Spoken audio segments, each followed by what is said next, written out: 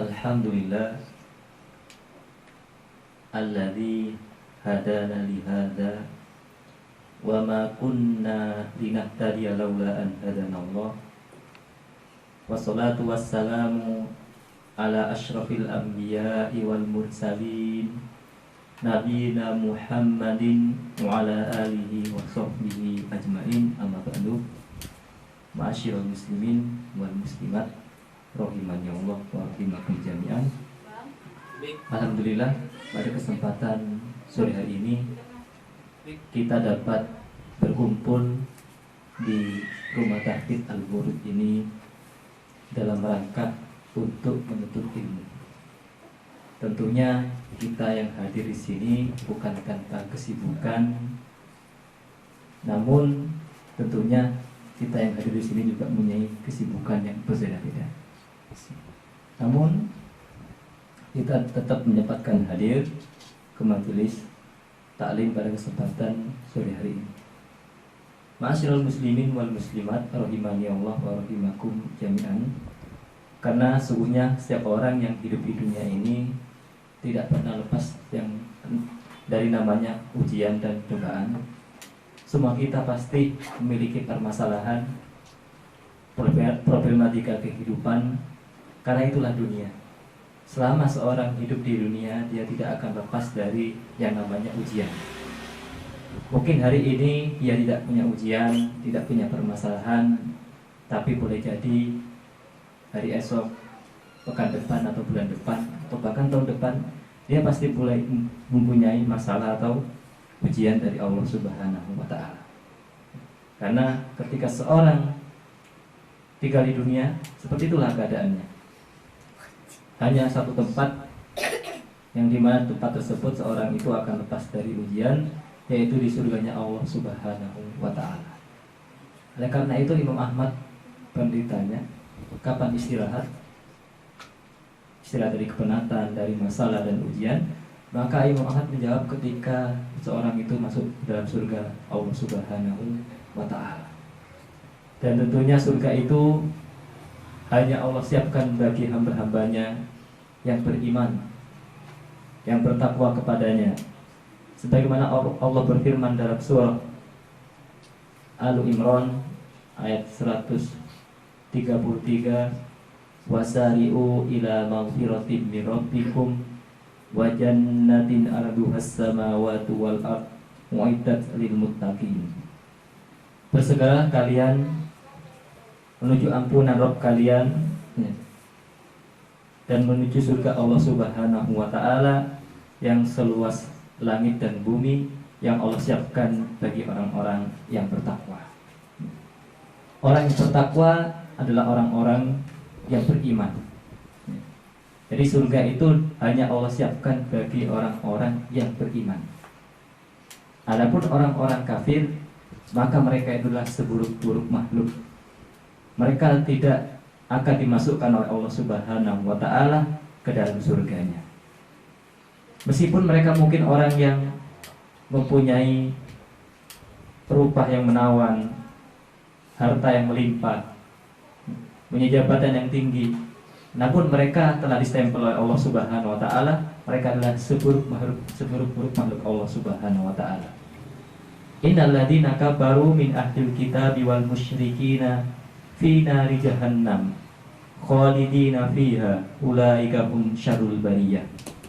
Sesungguhnya orang-orang kafir dari kalangan ahlul kitab dan kaum musyrikin, mereka kekal di dalam neraka jahanam dan mereka adalah seburuk-buruk makhluk. Oleh karena itu Allah Subhanahu wa Ta'ala tidak memasukkan mereka ke dalam surganya, namun surga teruntuk orang-orang yang beriman saja. Pada kesempatan sore hari ini kita akan sedikit membahas tentang ciri-ciri orang beriman. Namun sebelum masuk pembahasan, kita tanya kepada diri kita sendiri, apa itu iman? Iman adalah percaya. Adapun secara istilah, secara syariat, iman itu i'tiqadun bil qalbi wa qaulun bil lisan wa amalun bil jawar. Iman itu adalah diyakini dalam hati, diucapkan dalam perbuatan, lalu diaplikasikan lewat perbuatan. Jadi iman itu apa? Diucapkan, diyakini, lalu diamalkan. Dan itu berdasarkan nas dari Al-Quran dan sunnah Rasulullah SAW. Karena kita sebagai manusia tidak boleh mengatakan iman adalah ini atau itu, sedangkan kita tidak mempunyai ilmunya. Nah, untuk membahas sesuatu yang berkaitan dengan agama harus ada undang-undangnya, yaitu Quran dan hadis Rasulullah SAW. Bukan kembali kepada definisi manusia. Namun para ulama atau manusia hanya bisa menjabarkan dari Al-Quran dan Al-Hadis Rasulullah SAW. Ketika seorang kuliah atau sidang skripsi, dia berbicara ke barat ke timur, kemudian ditanya oleh dosennya, dari mana Anda berbicara seperti ini? Dari pikiran saya. Tidak diterima skripsinya. Kenapa? Tidak ilmiah. Nah, kalau perkara dunia saja harus ilmiah, perkara akhirat tentunya harus ilmiah. Nah, untuk mendapatkan sesuatu yang ilmiah dalam perkara agama, diambillah ilmu dari Al-Quran dan Al-Hadis, termasuk ketika seorang membahas tentang keimanan. Tadi kita sebutkan iman adalah ucapan dengan lisan, kemudian diyakini dalam hati dan diaplikasikan dalam perbuatan. Ini ada hadis dari Rasulullah SAW. Beliau Rasulullah SAW bersabda dalam satu hadis, Al-imanu bid'un wa sab'una syu'batan, a'laha qawlu la ilaha illallah, wa adnaha imaqatul adha anit tariq, wal haya'u syu'batun minal iman. Kalau kita cermati arti hadis ini, kita akan memahami definisi iman yang kita sebutkan bersama. Beliau SAW bersabda yang artinya, iman itu mempunyai sekitar 70 sekian cabang. Yang paling tinggi adalah ucapan la ilaha illallah. Nah, jadi kita sebut tadi apa? Iman punyai 70 sekian cabang. Yang paling tinggi adalah ucapan la ilaha illallah. Ini dalil bahasanya iman itu secara ucapan. Apa? Kalimat la ilaha illallah. Dan yang paling rendah katanya Rasulullah SAW, menyingkirkan batu atau gangguan dari jalan. Nah, namanya menyingkirkan batu ini kan lewat perbuatan. Artinya apa? Iman juga harus diaplikasikan lewat perbuatan. Wal haya'u syu'batun minal iman. Dan malu adalah sebagian daripada iman. Malu letaknya dalam hati. Nah, karena itu definisi iman yang kita sebutkan tadi tersirat dari hadis Rasulullah SAW yang kita sebutkan. Ya, dalil tersirat yaitu yang diambil dari dalil hadis yang kita sebutkan barusan. Itu definisi iman. Dan iman ini bertambah dan berkurang. Bertambah dengan apa iman seorang? Bertambah dengan melakukan ketaatan kepada Allah Subhanahu wa ta'ala. Dan berkurang dengan kemaksiatan. Jadi kalau orang lagi sering melakukan ketaatan, banyak melakukan ketaatan, itu imannya lagi naik-naiknya. Namun ketika seorang sudah banyak melakukan dosa, maksiat atau perbuatan yang melanggar syariat, maka di saat itu imannya sedang turun. Ma'asyiral muslimin wal muslimat rahimani Allah wa rahimakum jami'an. Yang perlu kita yakini, jangan sampai kita mempunyai keyakinan iman itu stagnan. Artinya apa? Tidak naik, tidak turun. Imannya orang itu sama semua. Nah, ini perlu kita cermati. Ini sangat menyelisihi ucapan Rasulullah SAW. Jadi iman itu bertambah dan berkurang. Tidak sama imannya orang yang A dengan orang B. Kalau iman seorang itu sama semua, berarti sama dong imannya Abu Bakar dan manusia yang paling buruk. Tidak sama tentunya. Nah, iman itu bertambah dan berkurang itu diambil dari dalil Al-Quran dan hadis Rasulullah SAW. Allah Subhanahu wa ta'ala berfirman dalam surah Al-Anfal ayat 2, Innamal mu'minuna alladzina idza dzukirallahu wajilat qulubuhum. Sungguhnya orang-orang beriman itu apabila dibacakan ayat-ayat Allah, wajidat qulubuhum, takut hati mereka. Wa idza tuliyat alaihim ayatuhu zadatkum imana. Apabila dibacakan ayat-ayat Allah kepada mereka, iman mereka bertambah. Nah, ini dalil bahasanya iman itu bertambah dan berkurang, fluktuatif istilahnya katanya anak-anak yang kuliah ini.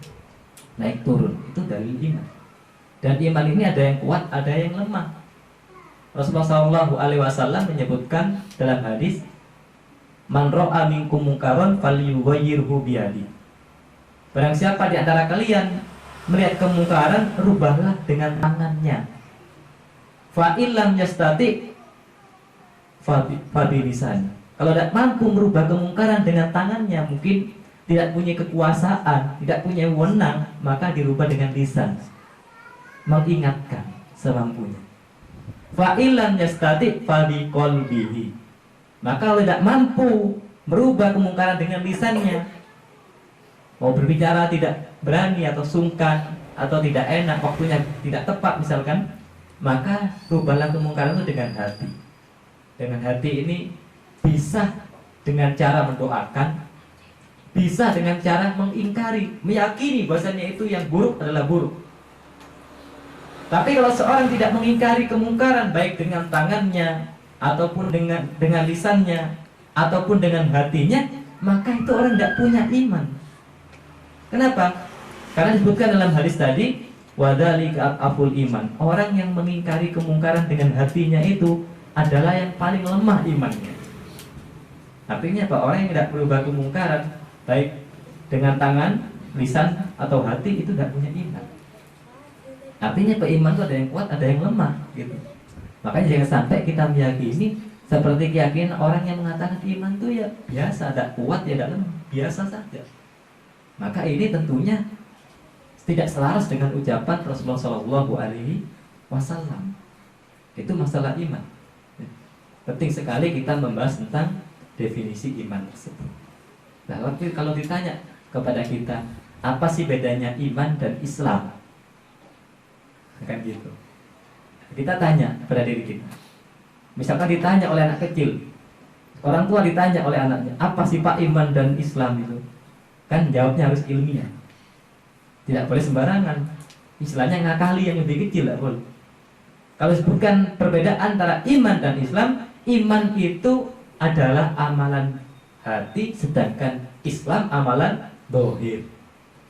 Suatu ketika malaikat Jibril datang kepada Rasulullah SAW dalam bentuk orang yang bajunya warnanya sangat putih, rambutnya sangat hitam. Kemudian sahabat tidak ada yang mengenal,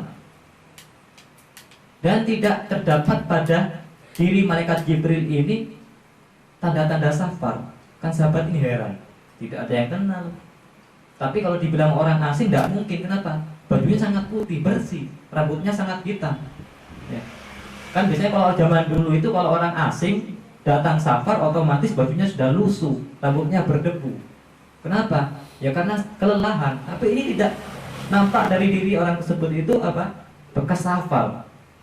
Lalu bertanya, mendekat pada Rasulullah SAW, tanya tentang yang pertama tentang Islam. Wahai Muhammad, kabarkan kepadaku tentang Islam. Apa Islam itu sih? Kemudian Rasulullah SAW, Islam itu kamu ucapkan 2 kalimat syahadat, mengerjakan sholat, menunaikan zakat, kemudian mengerjakan puasa, dan mengerjakan haji apabila mampu. Ini rukun Islam, ada 5. Kemudian orang tersebut bilang benar. Sehingga sahabat-sahabat yang di sekitar Rasulullah SAW heran, orang ini tanya kok membenarkan gitu.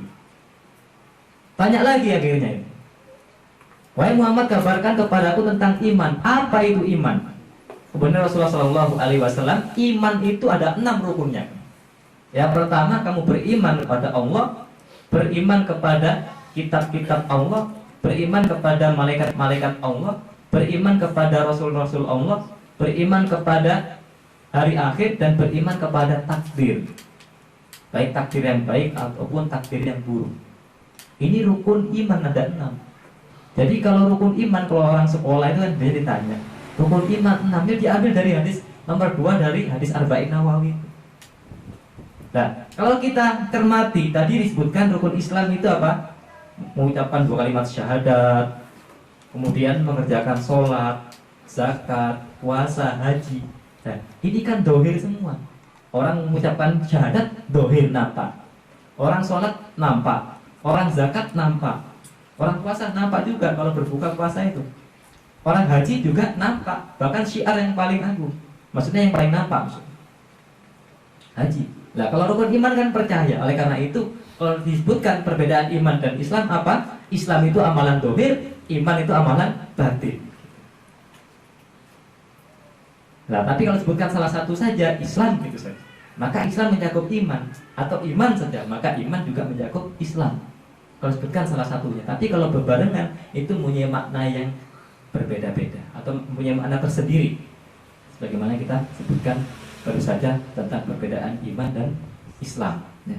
Itu penting sekali kita untuk memahami tentang apa itu iman ya. Kemudian ma'asyiral muslimin wal muslimat rahimani Allah wa rahimakum jami'an.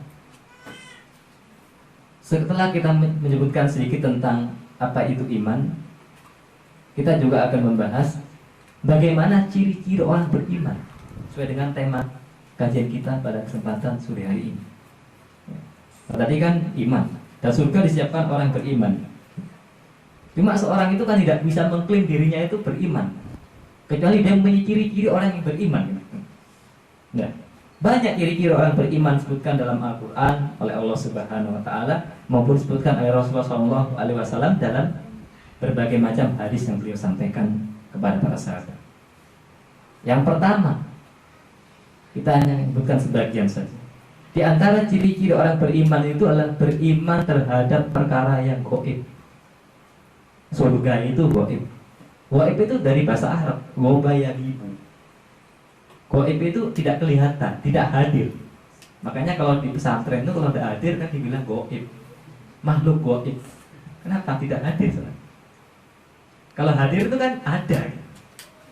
Makanya kalau ada seorang ustadz atau seorang khotib ceramah, itu bisa gaib khotibnya. Kapan? Kalau jamaahnya tidur. Sehingga kalau ditanya tadi materinya apa, nggak tahu. Kenapa ustadznya gaib, saya ngantuk, tertidur gitu. Nah, gaib itu ada sesuatu yang tidak nampak. Jadi antara sesuatu yang tidak nampak ya Allah itu gaib. Tapi kita harus meyakini, mengimani, percaya. Surga itu gaib. Surga tidak kelihatan. Tapi seorang harus percaya. Apakah surga ada? Kalau ditanya surga sekarang ada atau tidak? Surga sudah ada. Karena Allah berfirman dalam Al-Quran, "Uiddat lil muttaqin." Surga itu sudah disiapkan bagi orang-orang yang bertakwa. Lah namanya sudah disiapkan berarti sudah ada. Kayak apa bentuknya nggak tahu. Tapi seorang mukmin harus percaya. Ya kalau tidak percaya namanya bukan mukmin kan gitu. Surga itu ada. Ya, beriman pada Allah. Ya, itu gaib.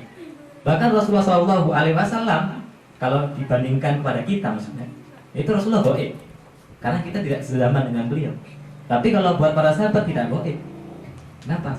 Karena sezaman dengan beliau SAW. Oleh karena itu seorang itu harus beriman pada sesuatu yang gaib. Abdullah bin Abbas menyebutkan apa itu gaib? Maja'a minallah. Apa-apa yang datang dari Allah itu yang gaib. Kemudian ada ulama lagi yang menafsirkan apa itu gaib? Gaib itu adalah Al-Quran. Karena di Al-Quran sebutkan umat-umat terdahulu, umat-umat yang zaman dengan Rasulullah, umat-umat yang belum terjadi di masa beliau. Itu kan gaib semua. Tapi seorang mukmin harus mengimani ya Al-Quran dan apa-apa yang terkandung di dalam si Al-Quran tersebut. Jadi orang yang beriman yang pertama ciri-cirinya adalah mereka itulah beriman kepada sesuatu yang gaib. Kemudian yang kedua, mengerjakan sholat. Mengerjakan sholat. Jadi adik-adik harus sholat semua ya. Di rumahnya sholat di waktu. Kadang orang bertanya, loh, saya sholat kok hidupnya tidak kaya-kaya terus. Ingat, mengerjakan sholat itu bukan untuk kekayaan, tapi untuk ibadah. Ada yang bertanya lagi, kenapa orang-orang non-muslim itu kok kaya-kaya gitu? Nah ini ada yang bertanya itu banyak. Dan kita melihat realita yang ada seperti itu banyak. Kenapa mereka kok kaya-kaya? Betul mereka ingkar pada Allah Subhanahu wa Ta'ala. Ingat, Allah itu maha adil. Jadi kalau orang kafir mereka melakukan kebaikan di dunia, langsung dibalas kebaikannya di dunia. Tapi orang beriman kan tidak langsung dibalas, balasannya di akhirat. Cuma kan kebanyakan manusia ingin balasan yang instan gitu. Orang kafir dibalas, itu keadilan Allah. Makanya sahabat dulu kalau mereka kaya mereka nangis. Apa? Jangan-jangan ini kebaikan saya diberikan semua di dunia ya. Cuma hanya saja kalau orang beriman terkadang juga dibalas di dunia langsung, selain balasan di akhirat kelak ya. Jadi sholat itu bukan untuk nyari kekayaan, tapi untuk ibadah pada Allah Subhanahu wa Ta'ala. Ada yang bertanya, saya sholat kok dapat ujian terus? Tadi kan kita sebutkan di awal, selama hidup di dunia tidak ada orang yang lepas dari permasalahan. Kita bangun tidur aja kadang mikirin banyak masalah gitu. Pekerjaan, ekonomi, sosial. Terus tentunya bapak-bapak lebih tahu daripada saya. Ya itulah kehidupan di dunia, tidak akan lepas dari masalah dan musibah dan cobaan. Karena dunia tempat kita diuji ya. Kenapa? Supaya lulus nanti dapat nilai yang baik. Allah itu tidak akan menguji seorang kecuali dengan kesanggupannya orang tersebut. Contoh kalau ada guru misalkan, ada guru anak baru masuk sekolah SD langsung dikasih soal mata kuliah gitu. Wah ini gurunya tidak bener ini, baru belajar ABC langsung dikasih soal kuliah. Adik-adik kalau dikasih soal gitu, ya baru masuk SD gitu deh, langsung dikasih soal SMA gitu deh. Pasti gurunya tidak bener itu. Kenapa kok muji seseorang atau muridnya tidak sesuai dengan kemampuannya? Itu namanya tidak hikmah itu. Lah Allah itu demikian. Allah itu bijaksana, tidak mungkin menguji seorang melebihi batas kemampuannya. La yukallifullahu nafsan illa wus'aha. Allah tidak membebani suatu jiwa kecuali dengan kesanggupannya. Cuma benar mau mengakui seperti itu. Ya, benar. Jadi yang apa tadi? Sholat itu bukan untuk mencari kekayaan, tapi untuk ibadah. Nah, ciri orang beriman adalah mengerjakan sholat. Sholat, orang muslim itu sholat. Penting sholat ya. Makanya ya menurut saya kalau ada orang Islam nggak sholat gitu. Orang Islam nggak sholat. Padahal Rasulullah ini ya, untuk menerima perintah sholat ini sampai dikatakan gila oleh orang musyrikin. Jadi Rasulullah ini untuk menerima perintah sholat lakukan atau mengalami peristiwa Isra Mi'raj, perjalanan dari Masjidil Haram menuju Masjidil Aqsa, kemudian naik ke langit. Diabadikan oleh Allah Subhanahu wa Ta'ala dalam surah Al-Isra ayat pertama dan ayat bayangkan peristiwa Isra Mi'raj. Kemudian pagi-pagi Rasulullah bilang kepada kaum musyrikin atau kepada kaum Quraisy, tadi malam saya mengalami peristiwa Isra Mi'raj. Saya tadi malam ke Palestina kemudian naik langit 7. Katanya orang musyrikin, ini gila Muhammad ini. Kalau kita Pak misalkan habis Isya ya, kita ngobrol-ngobrol dengan teman kita atau dengan kerabat kita, dengan teman kita sambil ngopi bareng. Kemudian pagi-pagi kita bilang, nanti malam saya ke Malaysia. Kan orang kan bilang, kamu ini dusta Wah. Padahal ini ada bis, ada pesawat, tidak percaya orang. Masih landingnya, masih nunggunya di bandara lama. Nah ini waktu itu nggak ada bis kasihan. Tiba-tiba pagi bilang, tadi malam saya ke Palestina. Kemudian naik ke langit menerima perintah Allah. Dibilang gila sama orang musyrikin. Nah, subhanallah, untuk apa sih peristiwa Isra Mi'raj ini apa sih? Ya, kalau kita mengkaji peristiwa Isra Mi'raj apa sih? Esensi dan makna dari Isra Mi'raj adalah perintah sholat kan gitu. Jadi pentingnya untuk membahas Isra Mi'raj sebenarnya apa sih yang ada di balik Isra Mi'raj? Ya perintah sholat kan gitu. Oleh karena itu sangat penting seorang ini untuk menjaga sholat. Maka sholat adalah perkara yang wajib, namanya wajib, tidak bisa ditinggalkan. Bahkan bahwasanya orang itu tidak mampu sholat berdiri, sholat dengan duduk. Tidak mampu dengan duduk, dengan berbaring. Tidak mampu dengan berbaring, misalkan hanya cuma sadar, ya pandangannya gitu. Tidak bisa gerak, cuma saya cuma penglihatannya yang normal, yang lain misalkan tidak bisa bergerak badannya, sholat dengan matanya. Mati saja loh disolati gitu. Makanya heran ketika seorang muslim tidak pernah sholat, kemudian mati tidak disolati gitu. Kan heran kan gitu. Itu penting sekali sholat. Makanya sahabat ada yang datang kepada Rasulullah, ya Rasulullah, sungguhnya saya ini tidak bisa sholat dengan berdiri. Kemudian Rasulullah apa kata? Sholatlah kamu dengan duduk, tidak mampu dengan berbaring. Rasulullah bilang, ya sudah gak usah sholat. Kan banyak di antara kita ini kalau sudah sakit tidak sholat, flu saja tidak sholat sudah. Nah, ya. Bahkan kena palu loh saya nggak sholat, ini repot gitu. Sholat itu penting. Ya. Bahkan Allah sampai manggil langsung Rasulnya untuk menerima mandat perintah sholat, perintah haji. Allah tidak manggil Rasulullah, menurunkan wahyu. Perintah zakat, perintah puasa, perintah jihad, tapi perintah sholat langsung dipanggil. Nah, sholat itu yang dikerjakan di awal waktu karena itu amalnya yang paling dicintai oleh Allah Subhanahu wa Ta'ala. Kemudian hendaknya secara berjamaah. Secara berjamaah. Bayangkan kalau seandainya orang tua punya anak ketika meninggal tapi sholat didoakan, luar biasa sekali. Nah, itu pentingnya tadi tuh di Mukadimah sebutkan ini adik-adik aset buat orang tuanya deh. Harus mendoakan orang tuanya ya. Sholat. Apalagi sudah ngaji di Rumah Tahfidz Al-Burj ini, harus mendoakan ya. Kan kita lihat. Habis sholat mendoakan kepada kedua orang tuanya. Penting sekali masalah sholat ini. Dan sholat itu hendaknya dikerjakan secara berjamaah, baik di masjid ataupun di musola. Datang seorang sahabat yang buta kepada Rasulullah SAW. Buta pandangannya. Izin ya Rasulullah, saya izin Rasulullah. Saya sholat di masjid, nggak ada yang nuntun saya. Apa saya boleh sholat di rumah ya Rasulullah? Kemudian Rasulullah bilang, iya, nggak apa-apa. Kamu orang punya udzur. Kemudian orang ini mulai beranjak pergi dari Rasulullah. Pada zaman itu beda becak kan gitu, mau ke masjid, jalan kaki. Ditanya, kamu dengar adzan? Dengar, wajib datang masjid. Wah, ini sahabat buta diwajibkan. Tapi sahabat ini meskipun buta pandangannya, tapi hatinya tidak buta sehingga datang ke masjid.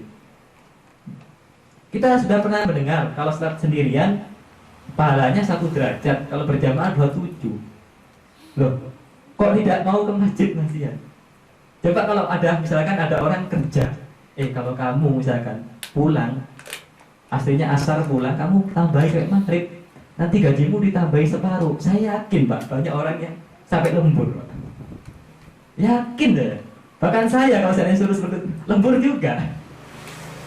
Jujur saja, saya tidak munafik gitu. Lembur. Ada orang kerja, kalau kamu kerja tempat A, bayarannya 100.000. Tapi kalau tempat B kamu 2.700.000. Saya yakin banyak orang yang tempat B itu berbondong-bondong. Kenapa? Nampak. Tapi kalau pahala kan, kenapa ada jamaah? Aduh, saling ngomong bodoh aja gitu. Tidak sama lah tentunya. Jamaah dengan sendiri tidak sama. Rasulullah bilang berbeda pahala. Coba kalau subuh misalkan dikasih lah 50.000. Ramai itu subuh itu. Ramai. Kenapa? Karena orang itu kebanyakan kan tadi itu lebih percaya kepada pahala yang instan, ganjaran yang instan, balasan yang instan dibandingkan balasan yang dari si Allah Subhanahu wa Ta'ala di akhir itu. Nah, orang beriman itu mendirikan sholat. Ya, namanya mendirikan itu bukan sekedar mengerjakan, itu dijelaskan para ulama. Mendirikan itu khusyuknya, kemudian syarat berjamaah, waktunya, rukun-rukunnya, syarat-syaratnya, sunnah-sunnahnya itu dikerjakan semua. Itu namanya mendirikan sholat. Tapi kalau orang sholatnya cepat, itu namanya bukan mendirikan, mengerjakan sholat. Jadi sholat itu kan, ya namanya manusia akhir zaman, kita bukan kayak sahabat imannya. Sholat kan pengen cepat selesai. Kalau sahabat itu harus sholat sunnah, baca maghrib, itu adzan isya baru tasahudnya. Aduh, gak nyampe iman kita. Kalau kita misalkan masuk surga, saingannya seperti itu, aduh, gemeter duluan ini kan gitu.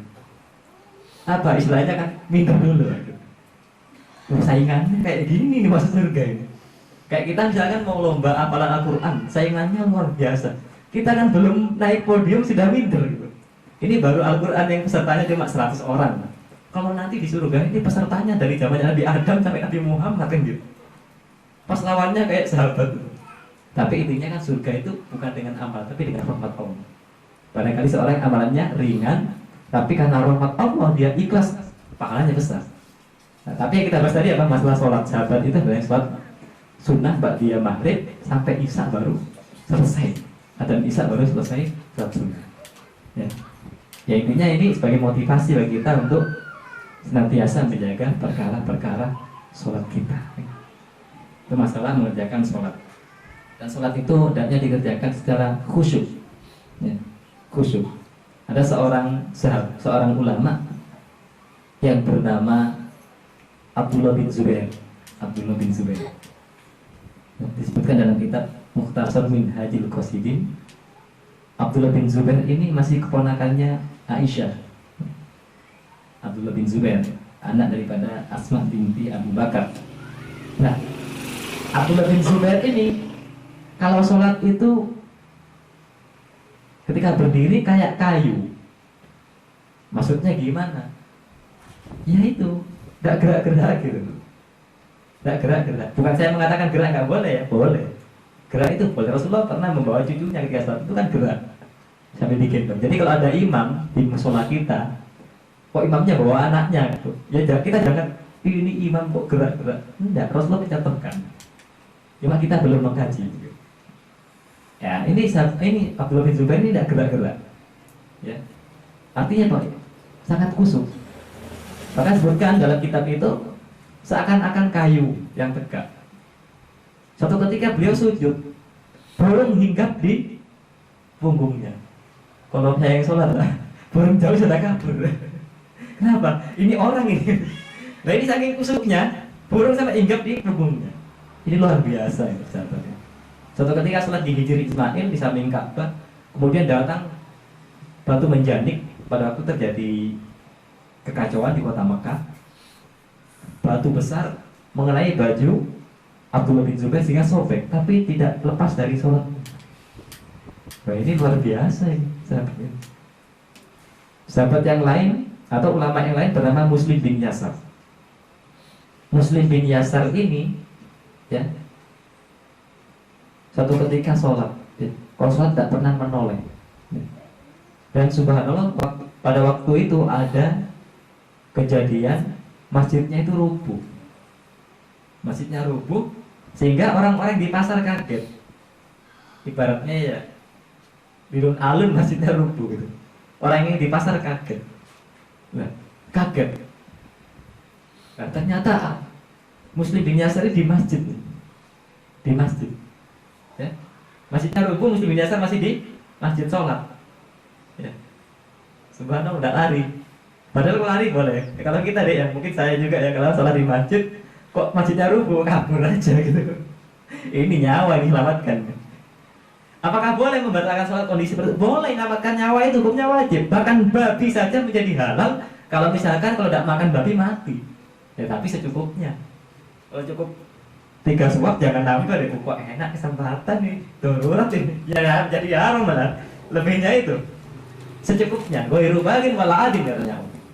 Ya tidak bukan karena ingin dan melampaui lebihan dari batas yang dibolehkan. Nah, jadi sesuatu yang haram itu boleh dikerjakan kalau nyawa taruhannya. Termasuk apa? Sholat itu kan ditinggalkan haram. Ya. Tapi kalau nyawa taruhannya boleh. Cuma ulama ini tidak lari. Gitu. Ya kalau kita lari saja lah. Gitu. Masjidnya rubuh tidak lari ini bahaya ini. Bisa ketimpangan. Bisa ketimpangan. Bahkan ya Muslim bin Yasar ini kalau masuk rumahnya ya, itu ahlul baitnya, keluarganya itu diam semua. Ya karena mungkin orangnya punya wibawa mungkin ya. Diam semua. Tapi kalau Muslim bin Yasar ini sholat, orang-orang yang tinggal bersama dia itu ngobrol, ketawa-ketawa, ngobrol, tersenyum. Kenapa? Karena katanya kalau Muslim bin Yasar sholat tidak sadar apa yang di sekitarnya. Ya. Tidak mikirin utang dan semacamnya gitu. Muslim bin Yasar luar biasa ya. Sulit orang nyari orang kayak gitu. Situ enggak deh. Sulit ya. Malah yang ada sholat ingat main futsal. dan lagi saling gitu. Ya. Apalagi suka main bola, ya suka main game, inget gamenya, aduh, game saya ini belum dimatikan. Tapi ini mesti menyasar luar biasa ya. Nah itu motivasi bagi kita ya, motivasi. Mungkin kita tidak sampai sederajat beliau, tapi paling tidak kan ada motivasi berusaha mencontoh kan, harus mencontoh yang baik-baik kan. Itu mesti menyasar. Jadi orang beriman itu adalah mengerjakan sholat, mendirikan sholat ya. Bahkan hal-hal yang sunnah dalam sholat juga dikerjakan. Kemudian juga jadi orang-orang beriman adalah menunaikan zakat. Menunaikan zakat. Akan sebutkan dalam surah Al-Baqarah itu 2 ayat ke-2 sampai ke-3 itu disebutkan orang yang beriman itu alladzina yuqimuna sholata wa mimma razaqnahum yunfiqun. Infak. Juga apa? Zakat. Zakat bagian daripada infak yang wajib. Ya. Maksudnya zakat fitrah. Ya. Kalau zakat mal itu nanti ada pembahasannya. Ada pembahasannya, ada nisabnya, ada haulnya gitu. Zakat fitrah. Nah, zakat ini ada 2, ada zakat harta, kaitannya dengan harta, ada zakat jiwa. Karena zakat ini kan artinya mensucikan. Makanya kita pernah baca tazkiyatun nufus. Apa sih tazkiyatun nufus? Tazkiyah itu membersihkan. Nufus itu jiwa, nafsun nufusun. Jadi membersihkan jiwa dari iri, dengki, hasad, sombong, dan semisal dengan itu. Jadi bersihkan jiwa dan bersihkan harta. Ya. Apa bedanya zakat dengan pajak? Ada yang berkata Islam ini kok ada zakat sih. Padahal zakat ini kan memberatkan. Ma'asyiral muslimin wal muslimat rahimani Allah wa rahimakum jami'an. Kalau dibilang memberatkan, sebetulnya lebih berat pajak. Kalau kita mau gaji itu lebih berat pajak. Coba kalau kita mau merenung, zakat itu hanya diwajibkan bagi orang-orang yang kaya. Kan tidak ada orang miskin wajib zakat. Selain zakat fitrah, zakat fitrah itu lain. Dan itu ada minimalnya. Kalau sapi minimal 30. Ya. Jadi 30 sapi 30 dan bertahan selama setahun itu ada zakatnya 1 ekor sapi. Jadi kalau sapi 20 itu masih nggak wajib zakat. Sapi 25, 29 nggak wajib zakat. Nggak wajib zakat. Berarti kalau kita punya sapi 30 banyak, satu sapi misalkan berapa juta? Berapa juta satu sapi? Kalikan dulu. Misalkan sapinya misalkan satu sapi 20 juta karena besar. 30 dikalikan 30 berapa itu? Banyak gitu. Ya. Jadi kalau zakat itu nggak sembarangan, ada batas minimalnya, itu namanya nisab. Nisab namanya. Ya. Kalau onta minimal 5 baru mengeluarkan 1 ekor kambing. Apa berat orang punya 5 ekor onta mengeluarkan 1 ekor kambing? Kan nggak berat. Loh kalau pajak jangan sampai onta 5. Kendaraan ada pajaknya, kan gitu. Mobil ada pajaknya, bangunan ada pajaknya. Makanya kan ada istilah pajak bumi dan bangunan, kan gitu. PBB, ya. Bukan Perserikatan Bangsa-Bangsa ya, tapi pajak bumi dan bangunan. Itu ditarik setiap tahun. Nah kalau ngomong lebih berat mana ya, lebih berat pajak. Zakat itu subhanallah. Itu yang pertama. Kemudian bedanya lagi apa? Yono sewu. Kalau pajak itu ditarik dari harta apa saja, mau yang halal, yang haram, terabas masuk. Contoh, yono sewu gitu. Ada pajak tempat-tempat maksiat gitu. Kalau bayar pajak, ente aman. Tidak datang, tidak dikutuk gitu. Tapi kalau tidak bayar, hati-hati. Itu yang apa yang kedua. Jadi kalau pajak itu ditarik dari yang halal, ditarik dari yang haram. Ada lagi pajak, saya mungkin tempat-tempat prostitusi kan. Makanya tidak berani sembarang langsung nangkep. Kenapa? Uang sudah masuk gitu. Tapi tidak semua orang ya, ada orang yang baik cuma karena sudah teman-temannya tidak baik ya akhirnya repot. Tapi kalau pajak tidak boleh. Pajak harus dari yang baik-baik. Ya, pajak harus dari yang baik-baik. Coba kalau mohon maaf, zakat harus dari yang baik-baik.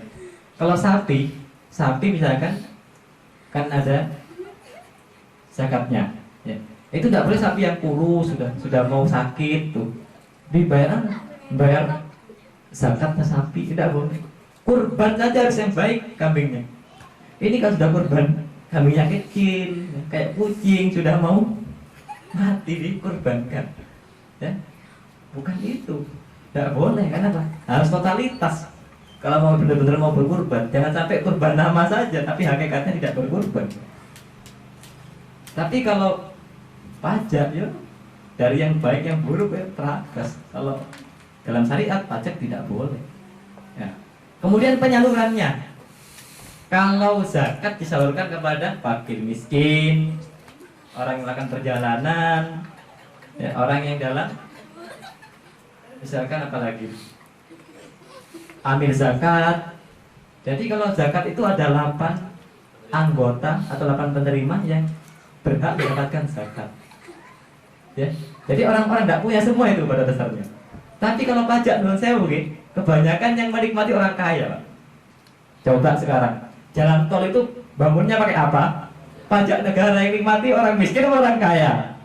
Orang kaya, nggak ada becak naik tol. Menurut saya nggak ada gerobak naik tol. Loh, kalau ngomong lebih baik, mana ya syariat Allah yang lebih baik daripada syariat manusia? Maka sungguh lucu ketika orang mengatakan Islam ini dolim, sedangkan dia juga banyak dolimnya. Islam tidak pernah berbuat dolim, karena Allah adalah zat yang maha adil. Hingga keadaan Allah pun, orang kafir pun melakukan kebaikan dibalas di dunia oleh Allah Subhanahu Wa Taala. Makanya mereka kaya-kaya.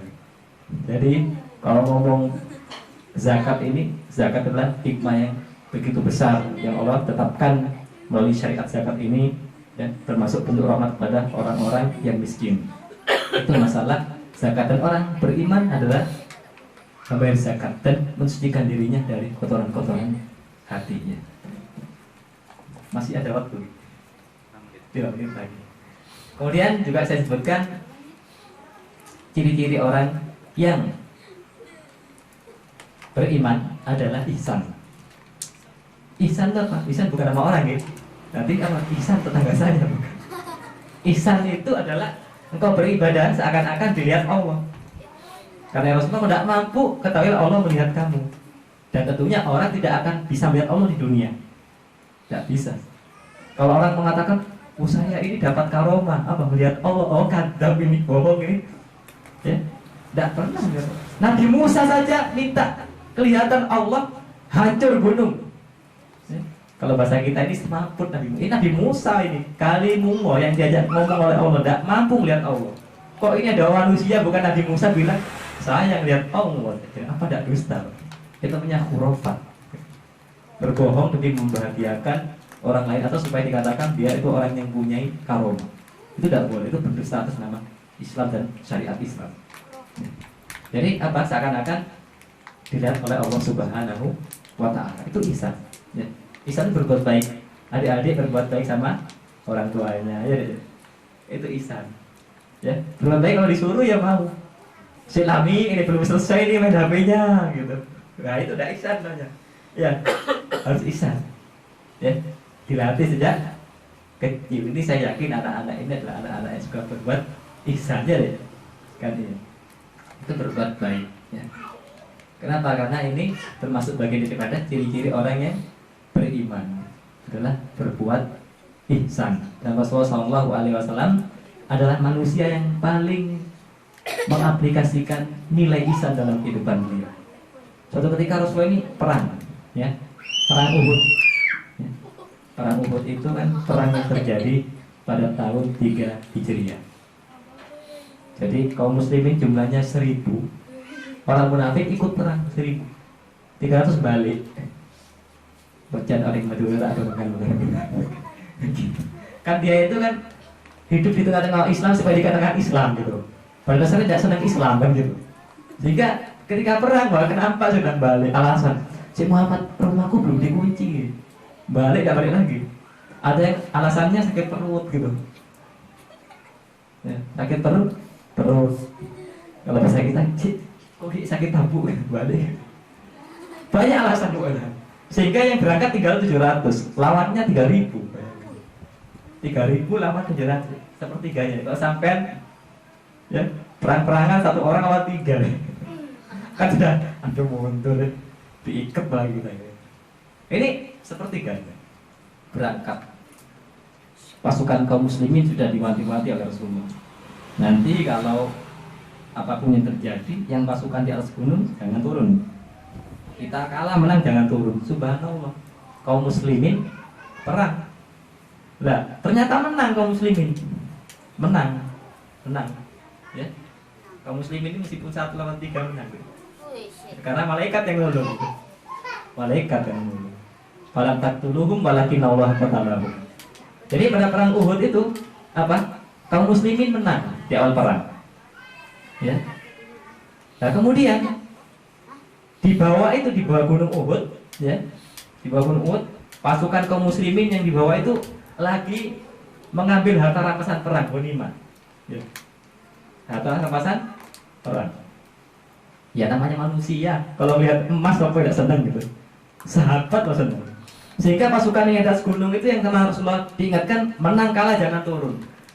Kalau bahasa kita kok enak sih di bawah lagi ngambil emas. Turun yang di atas. Khalid bin Walid pada waktu itu belum masuk Islam, sehingga Khalid bin Walid mengambil posisi strategis naik ke gunung, kaum muslimin dipanai semua. Kalah kaum muslimin. Kenapa? Akibat bermaksiat kepada perintah Rasulullah SAW. Dan itu akibat maksiat, yaitu kalau dikaji itu banyak, dari segi maksiat apa, dari segi perang apa, dari segi fikih apa, dari segi penelitian bermaksiat. Kalah. Pamannya Rasulullah pada waktu itu yang bernama Hamzah bin Abdul Muthalib, ya, Hamzah yang berjuluk Asadullah, artinya singa Allah. Hamzah bin Abdul Muthalib perlu kita kenal ya, meskipun tidak tahu detail paling datang. Jangan sampai nama Cristiano Ronaldo paham, Lionel Messi paham, sahabat ada yang paham, ini repot. Apa? Hamzah bin Abdul Muthalib, singa Allah, meninggal, bukan hanya sekedar meninggal, tapi dimutilasi oleh kaum musyrikin. Waliyadzubillah. Bahkan sebutkan sampai matanya dibuat kalung-kalungan. Apa tidak kejam? Ya, kejam ya? Kejam. Rasulullah tadi apa? Memaafkan. Wah, tapi berat kalau kita ini ngomong enak, ceramah enak, tapi kalau sudah berhadapan, wah ini yang main bukan ucapan tapi hati. Nah, itu namanya ihsan. Ya, ciri orang beriman di antaranya berbuat ihsan. Termasuk bentuk ihsan memaafkan kesalahan orang lain. Kalau guru itu yang paling sering disalahi oleh muridnya, dirasani, digibahin gitu. Kalau pernah sekolah gitu. Tapi kalau guru ketahuan muridnya tahu gibahin, ya dimaafkan. Jangan sampai nilainya dimerahkan gitu. Wah, ini gibahin saya, tak lagi nih kok gitu. Itu tidak baik gitu. Ya. Itu namanya berbuat ihsan. Adik-adik berbuat ihsan deh. Kalau boleh berbuat ihsan, berbuat baik kepada kedua orang tuanya. Mungkin ini yang bisa kita sampaikan.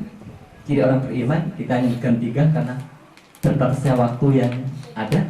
Yaitu yang pertama, beriman pada yang gaib. Gaib itu bisa tafsirkan tadi adalah Al-Quran, apa yang datang dari Allah. Kemudian juga beriman pada Allah itu sendiri adalah beriman pada yang gaib. Yang kedua adalah mendirikan sholat. Dan yang terakhir adalah berbuat ihsan. Ihsan itu beribadah seakan-akan tidak Allah. Kalau tidak bisa, maka ketahuilah Allah melihat Anda. Sebagaimana hal ini implementasi dari sabda Rasulullah SAW dalam hadis Jibril, yaitu hadis kedua dari kitab Arba'in Nawawi. Mungkin ini Bapak, Ibu-ibu yang bisa kita kaji pada kesempatan sore hari ini. Mohon maaf kalau mungkin ada kata-kata yang tidak berkenan di hati hadirin wal hadirat dan menyinggung hadirin hadirat. Walaupun kita tutup dengan doa kafaratul majelis. Subhanakallahumma bihamdika asyhadu an la ilaha illa anta astaghfiruka wa atubu ilaik. Assalamualaikum warahmatullahi wabarakatuh.